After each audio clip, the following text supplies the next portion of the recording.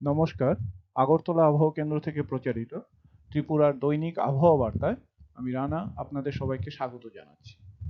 প্রথমেই গত ২৪ ঘন্টার জেলাভিত্তিক বৃষ্টিপাত। গত ২৪ ঘন্টার ত্রিপুরার সব জেলাতেই হালকা থেকে মাঝারি বৃষ্টিপাত পরিলক্ষিত হয়। গত ২৪ ঘন্টায় তাপমাত্রার দৃশ্যপট।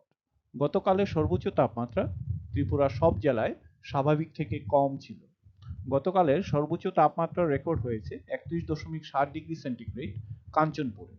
আজ সকালের সর্বনিম্ন তাপমাত্রা ত্রিপুরার সব জেলায় স্বাভাবিকের কাছাকাছি ছিল। আজ সকালের সর্বনিম্ন তাপমাত্রা রেকর্ড হয়েছে ১৯.৫ ডিগ্রি সেন্টিগ্রেড জম্পই পাহাড়ের ইডেন লজে। তারপর আগামী ২৪ ঘন্টার জেলাভিত্তিক সতর্কবার্তা।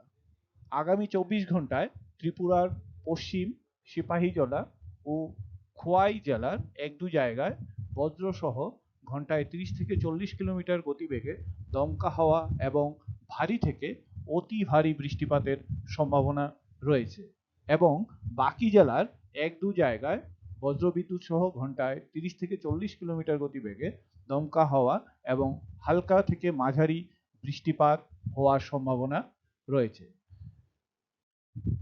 আগামী ২৪ ঘন্টার জন্য তাপমাত্রার আভাস। সর্বোচ্চ তাপমাত্রা স্বাভাবিক থেকে কম থাকার সম্ভাবনা, যা ২৪ থেকে ২৮ ডিগ্রির মধ্যে থাকতে পারে, এবং সর্বনিম্ন তাপমাত্রা ১৯ থেকে ২২-এর মধ্যে থাকতে পারে, যা স্বাভাবিকের কাছাকাছি। ধন্যবাদ।